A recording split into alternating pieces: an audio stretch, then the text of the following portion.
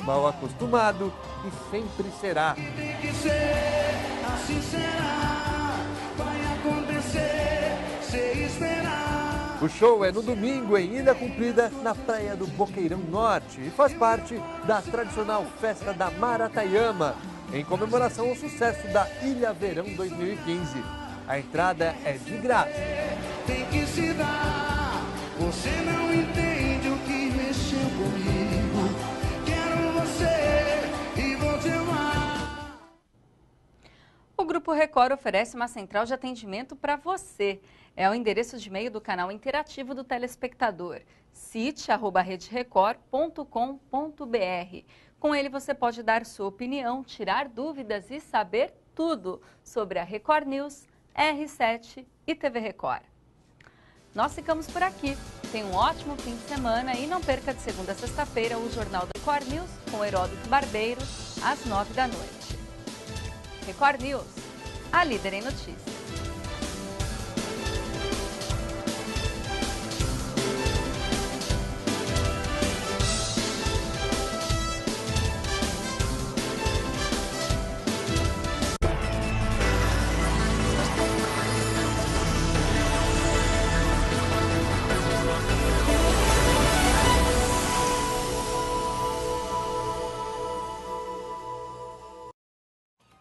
Olá, vamos atualizar as principais notícias do Brasil e do mundo. Agora no Hora News, que você também acompanha na Europa, África, Estados Unidos e Japão pela Record Internacional.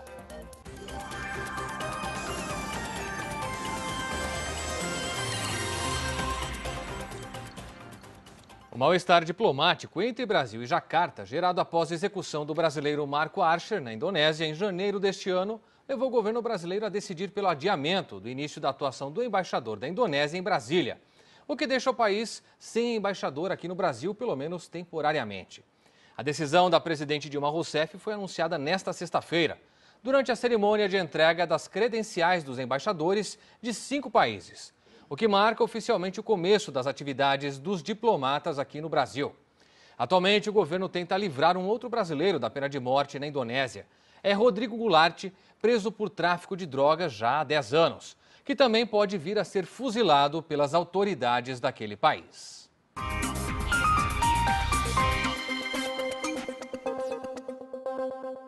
Câmeras de segurança de uma sorveteria de Belém gravaram o momento que um cliente reage a um assalto. Um homem de camisa vermelha tenta segurar um dos bandidos e é baleado por um garoto de 14 anos. A vítima morreu no local. Os criminosos foram detidos. Um representante da Embaixada Brasileira em Jacarta, na Indonésia, vai tentar nos próximos dias adiar a execução de Rodrigo Goulart. O brasileiro foi condenado à morte por tráfico de drogas. Parentes tentam usar um laudo médico que aponta que ele tem esquizofrenia para interná-lo em um hospital psiquiátrico. Flagrante de assalto em Belo Horizonte. Funcionários de uma cooperativa param em frente à agência bancária. 2 homens numa moto chegam, apontam a arma e fogem, levando um malote com R$105 mil. Policiais militares prenderam 3 bandidos na Avenida Brasil, no Rio de Janeiro. Dentro do carro em que eles estavam, a polícia encontrou objetos de vítimas de assalto. Acaba neste fim de semana o horário de verão em 10 estados brasileiros e no Distrito Federal. O governo desistiu de prorrogar o horário de verão depois de avaliar que a economia de energia não seria significativa. A usina nuclear Angra 1, no Rio de Janeiro, foi desligada após uma falha num dos condensadores. Equipes de engenharia trabalham para resolver o problema. Um caseiro sofreu um acidente ao fugir da polícia com o carro do patrão. O homem roubou o veículo no Distrito Federal. Segundo a polícia, ele estava embriagado e drogas foram encontradas no carro. Mistério envolvendo a morte do secretário de Cultura de Birigui, no interior de São Paulo. Giovanni Aparecido Machado foi encontrado morto na zona rural da cidade. Os pais do secretário estavam inconsoláveis. Muito abalada, a irmã não encontrava palavras para descrever a perda do irmão.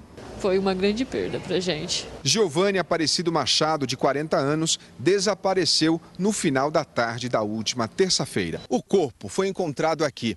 Segundo informações da polícia, havia uma denúncia anônima de que um carro estava abandonado às margens de uma estrada vicinal. Após verificar a placa do veículo, a polícia identificou como proprietário o secretário de Cultura. Havia manchas de sangue no banco do carro. A carteira, o celular, as chaves do veículo não foram encontrados. Parece que ele foi para o encontro e a pessoa o traiu nesse encontro. O prefeito do município, visivelmente abalado, falou da competência e da falta do amigo. Realmente nós estamos abalados porque o Giovanni, ele vestiu a camisa daquilo que ele se propôs a fazer.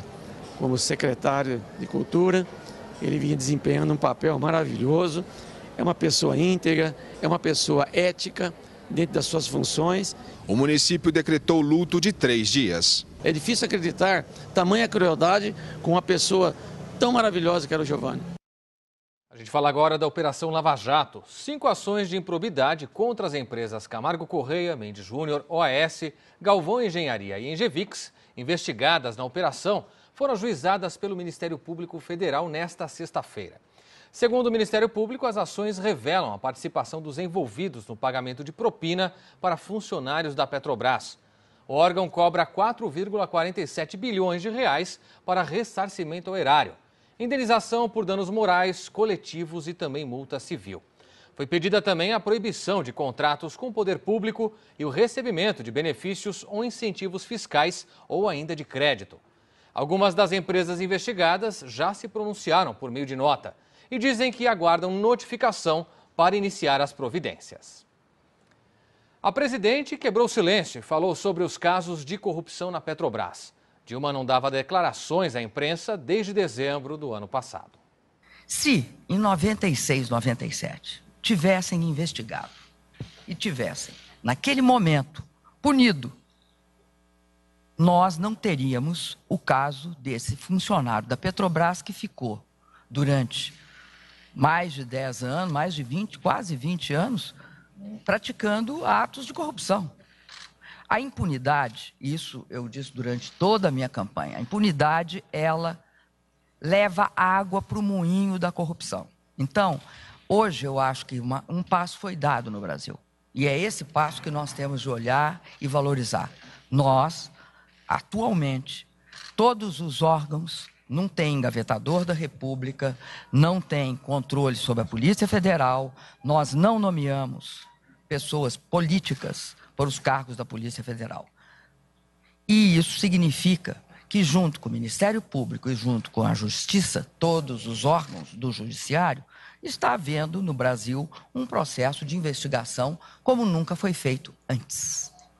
Não que antes não existia, é que antes não tinha sido investigado e descoberto. Porque quando você investiga e descobre, a raiz das questões surge. E quando surge a raiz das questões, você impede que aquilo se repita e que seja continuado. E o ex-presidente Fernando Henrique Cardoso afirmou hoje em nota que, em vez de tentar encobrir as responsabilidades, a presidente Dilma deveria fazer um exame de consciência sobre supostos erros que cometeu na gestão da Petrobras. Essa foi uma resposta à declaração de Dilma, que situou em 96 e 97 a origem do esquema de corrupção na Petrobras. Segundo Fernando Henrique, a petista foi descuidada ao não recusar a compra da refinaria de Pasadena, no Texas, na época em que presidia o Conselho de Administração da estatal. Antes do ex-presidente se manifestar, o senador tucano Aécio Neves concedeu uma entrevista, na qual afirmou que Dilma parece querer zombar dos brasileiros, ao apontar a origem da corrupção na Petrobras, ainda no governo FHC. E a presidente também falou que não há recursos para correção maior que 4,5% na tabela do imposto de renda para a pessoa física. A presidente disse que se comprometeu com a correção de 4,5%. No início do ano, ela vetou um texto vindo do Congresso Nacional que corrigia a tabela em 6,5%. Nós não estamos vetando porque queremos, nós estamos vetando porque não cabe no orçamento público. É algo assim. Nunca deixamos de esconder que era 4,5%. Eu já mandei por 2 vezes vou chegar à terceira vez. Mandei 3 vezes. Mandei uma em novembro, se eu não me engano, não, caiu em novembro. Tinha mandado antes de novembro. Depois mandei novamente e vetei, porque não é que não queira fazer. Eu vetei porque não tem recursos para fazer. A ONU condenou o comportamento racista de torcedores do Chelsea. Representantes do time londrino pediram desculpas pelo caso. Em uma entrevista coletiva em Londres, o técnico do Chelsea, José Mourinho, lamentou o episódio de racismo envolvendo torcedores do time inglês em Paris. Estamos envergonhados. Talvez não devêssemos, porque me recuso a ser relacionado a essas pessoas. Estou conectado com o Chelsea e as coisas boas que o clube representa. No início da semana, câmeras de segurança registraram o momento em que um homem negro foi impedido por torcedores do Chelsea de entrar num vagão do metrô. O caso aconteceu na capital francesa, depois de um jogo contra o Paris Saint-Germain. O Alto Comissariado da ONU para os Direitos Humanos condenou o ato nesta terça-feira. Um porta-voz da agência destacou que este não é um fato isolado e que ações similares de racismo cruel ocorrem a cada dia na Europa, sem chamar tanta atenção da mídia porque não são gravadas. O Alto Comissariado também lembrou que discute com a FIFA e a UEFA há anos para tentar erradicar os atos de racismo, especialmente nos estádios. Uma carreta tombou com 30 toneladas de soja em um dos acessos do Rodoanel em Cubatão, litoral de São Paulo. O acidente complicou o trânsito na cidade. O acidente aconteceu na alça de acesso da rodovia Padre Manuel da Nóbrega. A carreta de Morro Agudo, no interior paulista, com 30 toneladas de soja que iriam para o Porto de Santos, tombou no meio da pista e ficou completamente destruída. A cabine praticamente se desintegrou, mas o motorista escapou sem um arranhão sequer. Segundo a Polícia Rodoviária, o acidente aconteceu no momento em que o motorista percebeu que estava na faixa errada para entrar na pista que dá acesso ao porto. E aí ele tentou mudar de faixa desse lado para esse lado aqui. O problema é que a manobra foi feita muito próxima do viaduto e ele não teve espaço suficiente. E aí o que aconteceu? Ele acabou batendo na mureta e tombando. O motorista diz ainda que foi atrapalhado por outro caminhão. Virou outro caminhão me aplaudando pela direita, que eu voltei e eu dei na mureta. Com o tombamento, toda a carga de soja ficou espalhada pela pista. Houve também vazamento de óleo combustível e o asfalto no local ficou bastante escorregadio. Por isso, Polícia Rodoviária e concessionária do Sistema Anchieta Imigrantes tiveram muito trabalho para isolar toda a área. Mais trabalho ainda tiveram os operários para remover toda a soja da estrada. Durante 5 horas, o trânsito ficou bastante complicado, num trecho que já começa a ser conhecido como um dos mais perigosos do novo Rodoanel de Cubatão. Tanto que no local é possível perceber várias marcas de freadas no asfalto. O próprio motorista da carreta acidentada diz que as placas que indicam o destino de cada pista foram colocadas muito próximas das alças de acesso.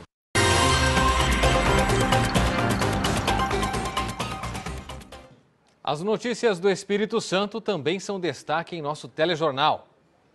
Por isso nós vamos ao vivo agora a nossa redação em Vitória. Boa noite para você, Adriana Marques.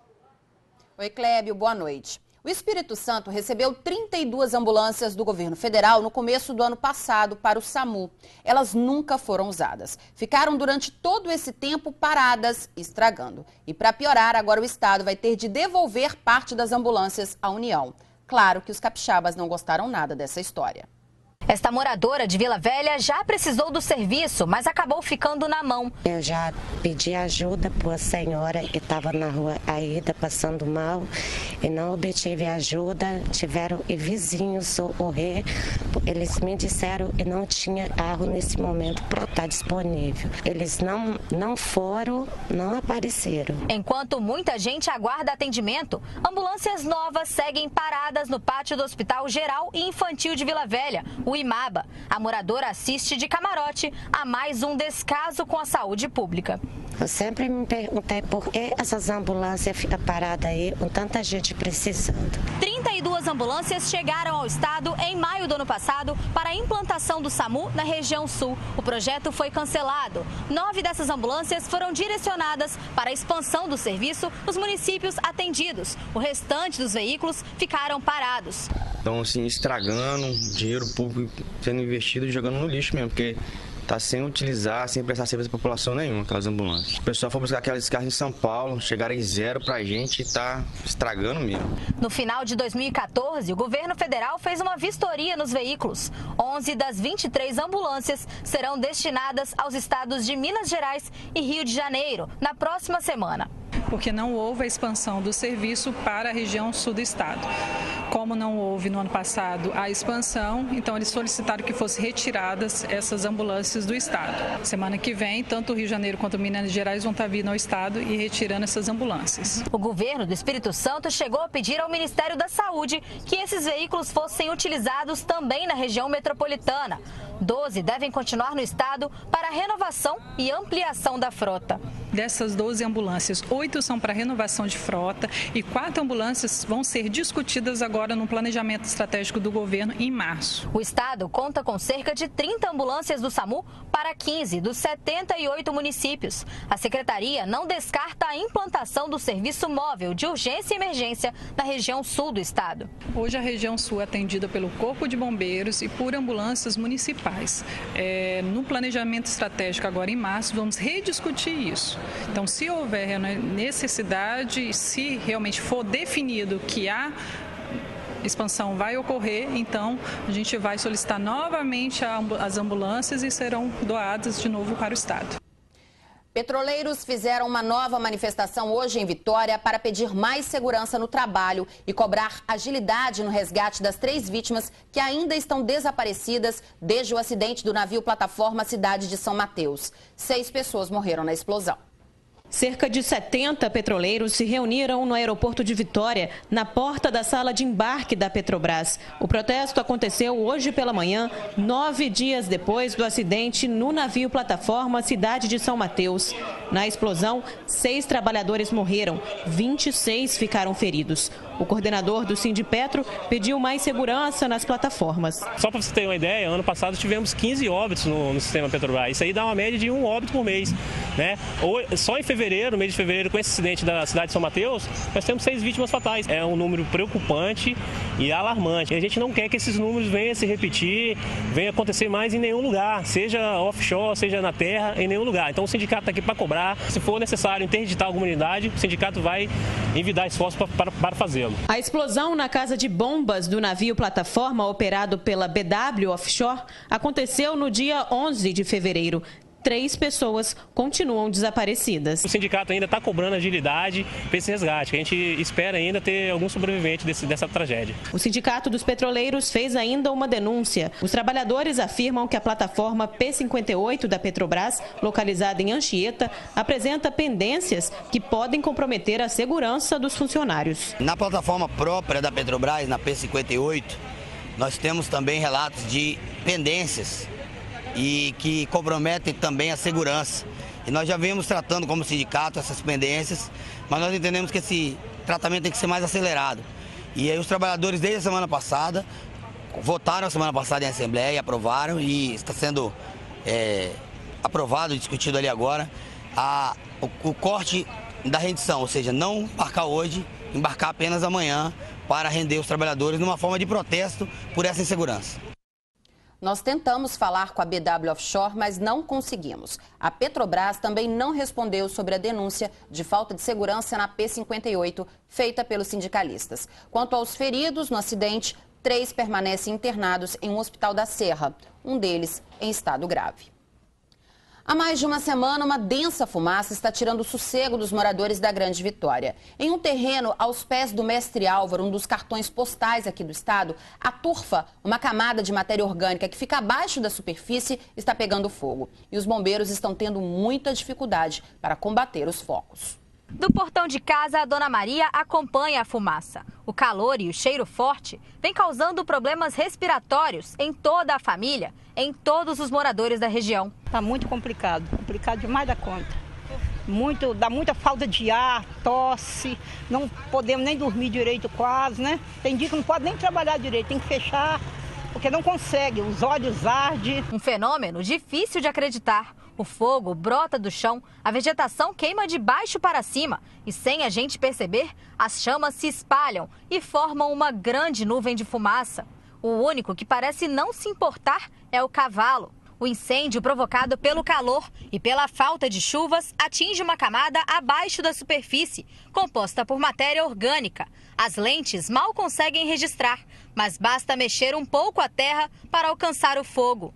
A área queimada fica aos pés do Mestre Álvaro e equivale a 30 campos de futebol. No último domingo, o Corpo de Bombeiros montou um ponto de apoio na região. O combate é difícil, se não é possível ver da superfície onde estão as chamas. Os homens usam pás e enxadas para isolar áreas não atingidas. Essa área que está sendo queimada logo atrás da gente aqui já está com uma dificuldade muito grande.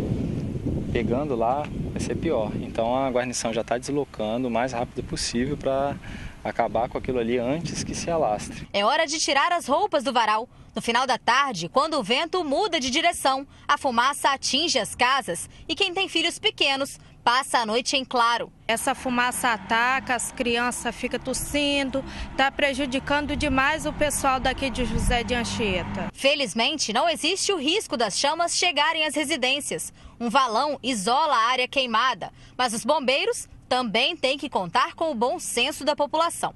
A gente acaba de registrar mais um foco de incêndio e agora numa área mais afastada, até do outro lado do valão. E tudo indica que esse fogo tenha sido provocado por ação humana. E a grande preocupação é que essas chamas estão na superfície numa área de capim alto e dessa forma elas podem se alastrar de forma muito rápida. É importante a população ter consciência de que nesse período de estiagem, qualquer manuseio do fogo próximo à vegetação, por ela estar muito seca, a tendência é de que o fogo se alastre e fique de difícil controle. Não só para quem estiver fazendo esse fogo, mas para todo o corpo de bombeiros. Os bombeiros continuam trabalhando para combater o incêndio por tempo indeterminado. No final da tarde foram autorizados a utilizar água de reuso, mas a melhor forma de combater as chamas ainda é a chuva. Pois é, mas os moradores da Grande Vitória vão ter de conviver com o problema por mais alguns dias. De acordo com o Incaper, só deve chover por aqui na semana que vem. Bom, Clébio, essas foram as notícias de hoje aqui do Espírito Santo. A gente volta agora a São Paulo com você. Boa noite, um ótimo final de semana. Obrigado, Adriana. Para você também, um ótimo final de semana e até segunda-feira com mais notícias aí do Espírito Santo. O Hora News vai agora a um rápido intervalo e volta em instantes. Até já. JR News.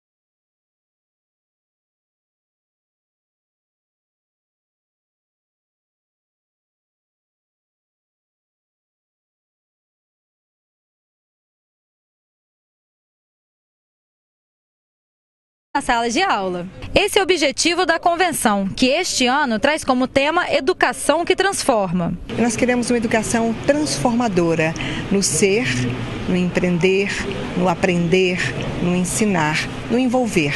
Nós não pensamos só no ofício ou só no ensino do lápis, papel, borracha. Nós pensamos como educar. E a educação é a educação do cidadão. O Sistema Findes convidou palestrantes renomados de nível nacional e internacional. Rivadavia, que é mineiro e tem um currículo extenso na área da educação, abriu a convenção com a palestra sobre o tema da edição. Hoje uma grande questão que se coloca no mundo, uma boa discussão, é qual que é o futuro da educação.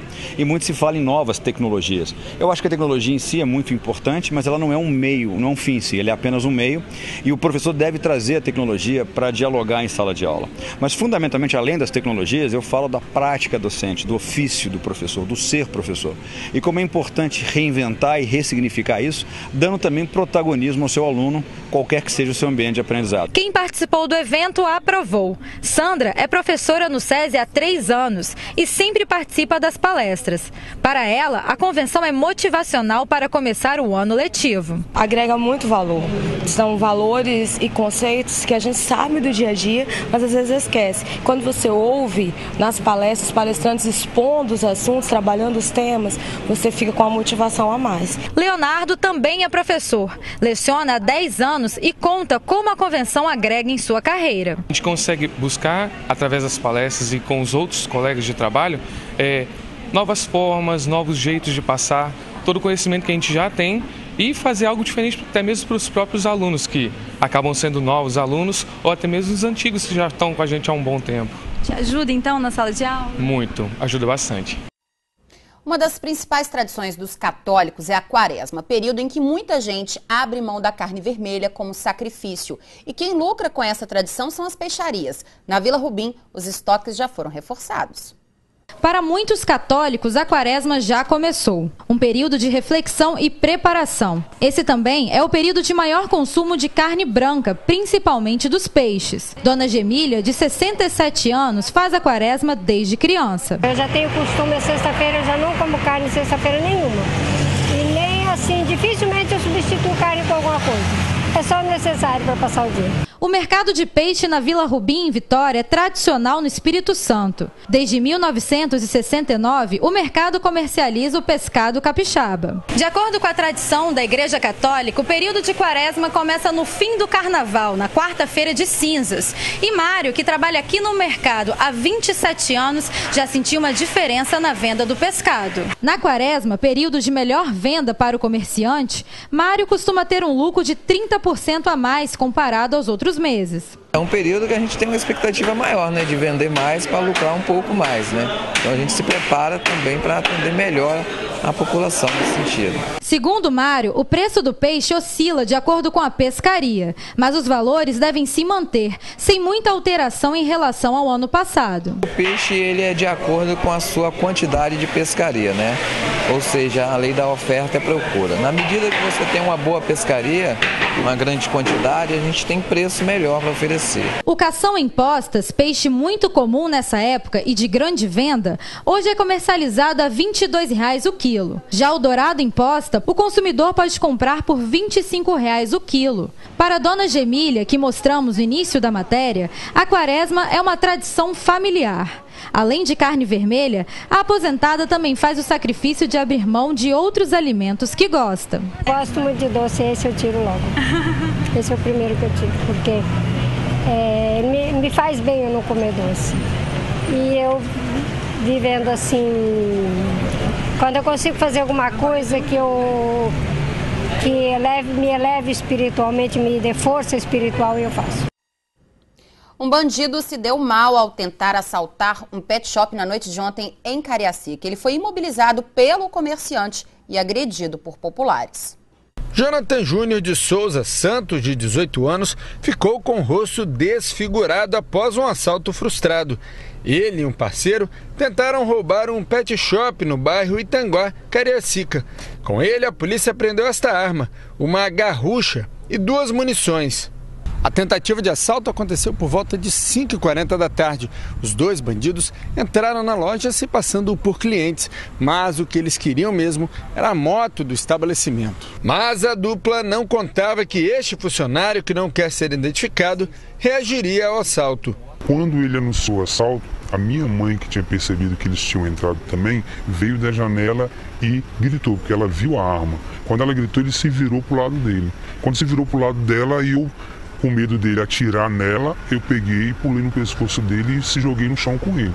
De acordo com ele, a população acabou batendo no rapaz antes da chegada da polícia, por já estar cansada dos assaltos na região. A gente tem um açougue lá, que é na esquina, já foi assaltado 3 vezes, levaram carne, levaram dinheiro, a vidraçaria Targa foi assaltada. Então assim, o pessoal lá da minha rua, infelizmente, a gente está um pouco meio saturado com a situação, né? Que eles têm assaltado salão de beleza ali, que são pessoas que estão começando agora, então já tem sido frequente os assaltos ali. Mesmo com o ladrão preso, o comerciante sabe que se arriscou reagindo ao assalto. A minha reação foi realmente por conta que ele se virou para minha mãe, quando minha mãe gritou que ele pegou a arma, né? Que minha mãe gritou, então eu reagi dessa forma, por conta dela. Mas de maneira alguma a gente deve reagir, porque sabe que é perigoso. Eles não têm noção, às vezes, nem do que está fazendo. Sexta-feira é dia do resultado da nossa enquete da semana. Confira. Nós perguntamos: você acha que o esquema de policiamento no Carnaval 2015 deixou a população mais segura? 82,2% dos internautas disseram que sim e 17,8% disseram que não. A seguir, as notícias do sul do estado, direto de Cachoeiro de Itapemirim. A gente volta já.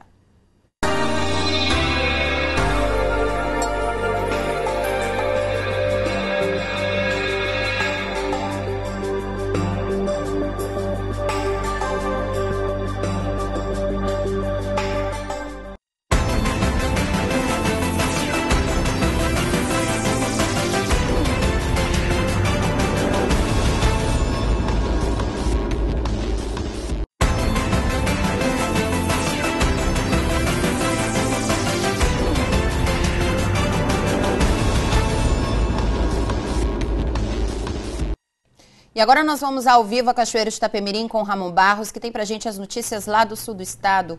Oi, Ramon, boa noite para você. Adriana, boa noite para você também. Uma quadrilha que roubava caminhões de carga foi presa em operação da Polícia Militar. Uma carga avaliada em R$150 mil foi recuperada pela polícia. Uma operação da Polícia Militar prendeu uma quadrilha especializada em roubo de cargas. Os suspeitos já vinham sendo investigados há vários meses. Os roubos aconteciam no Espírito Santo, Minas Gerais e Rio de Janeiro. O motorista preso na operação era um dos cúmplices. Foi ele quem ligou para a polícia para denunciar o roubo da carga na cidade de Muniz Freire. Disse ainda que havia sido abandonado na BR-101. A polícia localizou um caminhão com 350 sacas de café avaliadas em R$150 mil.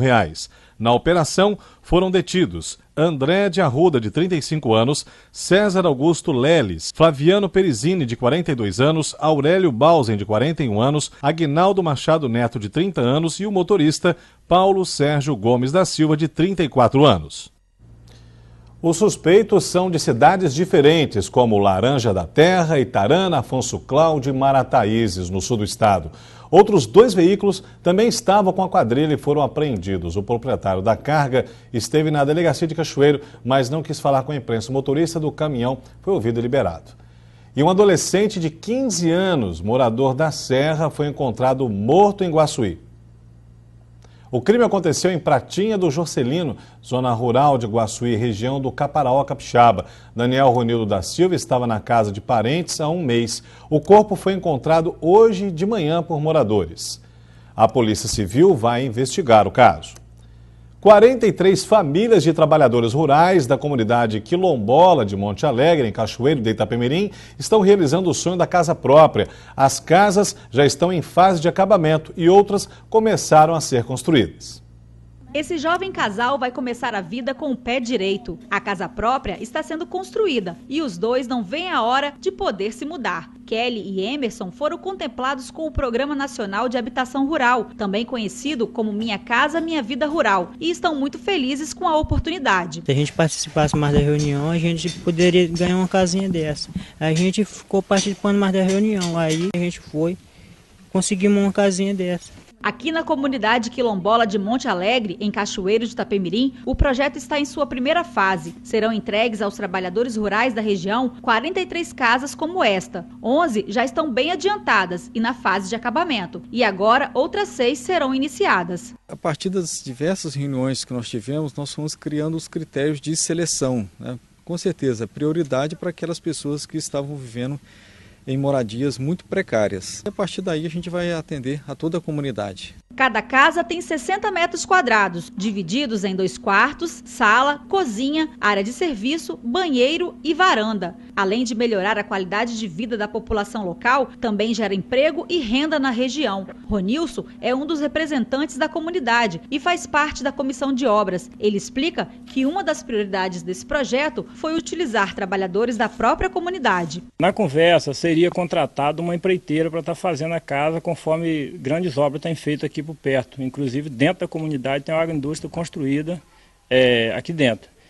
E contrataram pessoa de fora, uma empreiteira, mas aí conversamos, como representante da comunidade, conversamos com o pessoal da obra, aí contratou pessoa daqui de dentro. E hoje nós estamos contratando diretamente o pessoal daqui de dentro do Monte Alegre, tanto pedreiro como ajudante, para estar trabalhando nessa obra. Um segundo projeto está em tramitação na Caixa Econômica Federal e prevê a construção de outras 18 casas para a comunidade. Se for aprovado pelo banco, o projeto vai melhorar a vida de cerca de 200 pessoas, permitindo que elas possam morar com mais dignidade. Já estão assim, em fase de acabamento, conforme vocês puderam ver, e o pessoal está muito feliz pelo fato de estar conseguindo uma casa nesse valor e que vai dar para a gente está morando por muito tempo aí. Cada uma destas casas tem o custo de R$28 mil, mas as famílias só precisam pagar à União apenas R$1.000, divididos em 4 parcelas anuais. Uma oportunidade tanto para quem sempre sonhou com a casa própria. Eu no início eu não estava acreditando. Quando botaram a primeira carreira de tijolo, só Jesus. Estou muito feliz. E agora não vê a hora de entrar? Nossa, não vejo a hora, todo dia eu vou lá, abraço, beijo, ela, minha casa. Olha, qualquer trabalhador rural ou agricultor familiar de Cachoeiro pode ter acesso ao Minha Casa Minha Vida Rural, desde que se enquadre nos critérios do programa. Para mais informações, basta procurar a Secretaria de Agricultura de Cachoeiro, que fica na Avenida Monte Castelo, no bairro Independência, ou entrar em contato pelo telefone 3521-1147, repetindo 3521-1147. De Cachoeiro, voltamos à Vitória com a Adriana Marques. Adriana, um ótimo final de semana para você e até segunda. Obrigada, Ramon. Um excelente final de semana para você aí também. A seguir, a esquina da Record News. Hoje é dia de forró com a banda Bem TV. A gente volta já.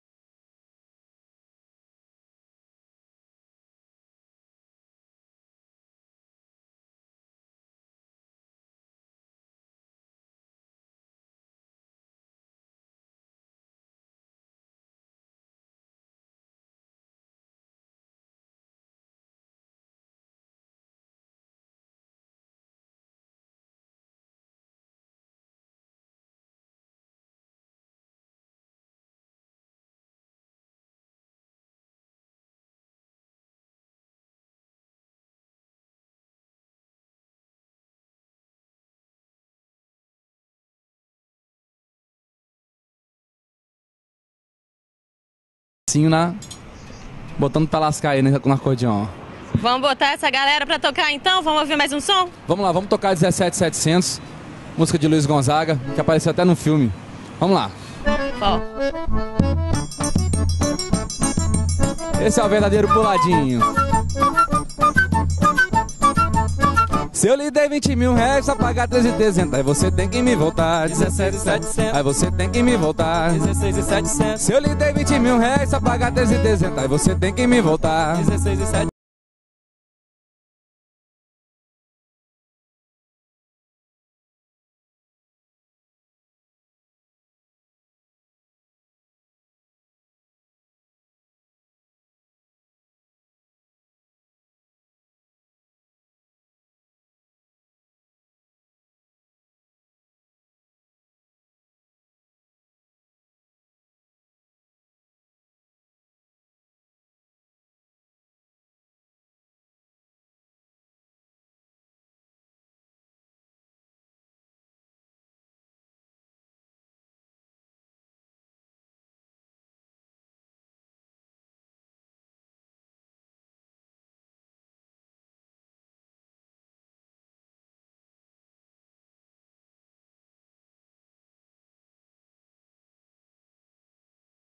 A gente conversou nos bastidores, no Espírito Mundo, só que a gente não conhecia o público do forró. Em 2012 a gente foi com o nosso amigo Igor, que faz essas transações aí internacionais, e a gente descobriu que existe um mundo lá de forró. Mais ou menos 7 países, 8 países tem um movimento de forró pé de serra lá, uma turma de mais ou menos 300 alunos que vão em festivais mesmo. O pessoal sabe dançar forró lá? O pessoal dança forró, canta Luiz Gonzaga, canta, é uma coisa linda de se ver mesmo. É surreal como o forró se propaga, entendeu? Como música boa, ela vai disseminando até outras culturas.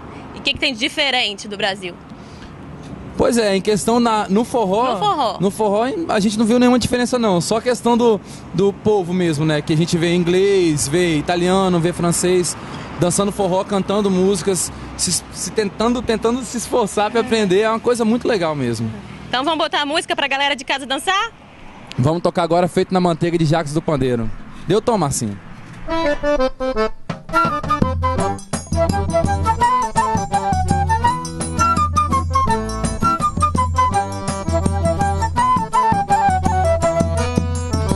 Eu sou mole, mole, mole, hey, hey, hey, sou doidinho por você.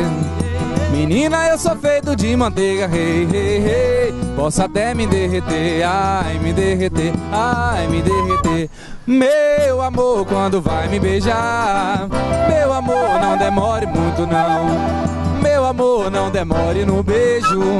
Meu amor, eu posso até cair no chão, ai, cair no chão, ai, cair no chão. Eu sou mole, mole, mole, hey, hey, hey, sou doidinho por você. Olha, menina, eu sou feito de manteiga, hey, hey, hey, posso até me derreter, ai, me derreter, ai, me derreter. Eu sou mole, mole, mole, eu sou doidinho por você. Menina, eu sou feito de manteiga, hey, hey, hey, posso até me derreter, ai, me derreter, ai, me derreter. Sonzinho gostoso, final de semana tá aí, qual que é a agenda de show? Legal, quero convidar todos os forrozeiros, galera que tá em casa aí curtindo a gente, a estar na Sala Gonzagão, no domingo, lá na Fluente, na Rua do Canal, com o forró do nosso amigo Mauro, The Blazer, Sala Gonzagão, vai ser um sucesso, forró BMTV e Jorge Donadelli, diretamente de São Paulo.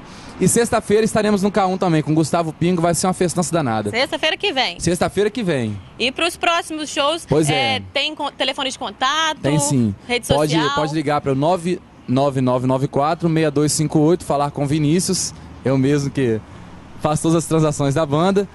E na rede social, Facebook, acesse nossa fanpage lá, curte lá, que a gente está sempre sorteando brindes. E esse ano vamos sortear também os CDs que vão estar sendo lançados. Legal. Vamos começar aqui então a nossa ressaca do Carnaval de Itaúnas? Vamos tocar nessa. Mais? Vamos tocar uma música famosa de Luiz Gonzaga, Baião. Vamos nessa. Ô Baião, Baião, Baião, Baião, Baião, Baião, Baião, eu vou mostrar pra vocês como se dança o baião. E quem quiser aprender, é favor prestar atenção. Morena, chegue pra cá, beije junto ao meu coração. Agora é só me seguir, pois eu vou cantar o baião. Baião, hoje que baião, baião. Eu já cantei, balancei, chamego, samba e xerém, mas o baião tem o que as outras danças não tem. E quem quiser só dizer, pois eu com satisfação vou dançar cantando baião. Hoje que baião. Eu já cantei no Pará, toquei sanfona em Belém, dancei lá no Ceará e sei o que me convém. Por isso eu vou lhe afirmar com toda a convicção, eu sou doido pelo baião. E é com esse forrozinho que a gente encerra o Esquina da Record News, Forró Bem TV, para entrar no clima do final de semana. Boa noite a todos. Bom, Hora News Espírito Santo termina aqui. Mais notícias você tem daqui a pouquinho às 9 da noite no Jornal da Record News com Heródoto Barbeiro. Uma excelente noite para você e um ótimo final de semana. Record News, a líder em notícias. Hoje que baião, baião, baião. Eu vou mostrar pra vocês como se dança o baião. E quem quiser aprender, é favor prestar atenção. Morena, chegue pra cá, bem junto ao meu coração. Agora é só me seguir, pois eu vou cantar o baião. Baião, hoje que baião. Eu já cantei, balancei, chamego, samba e xerém, mas o baião tem o que as outras danças não tem. E quem quiser só dizer,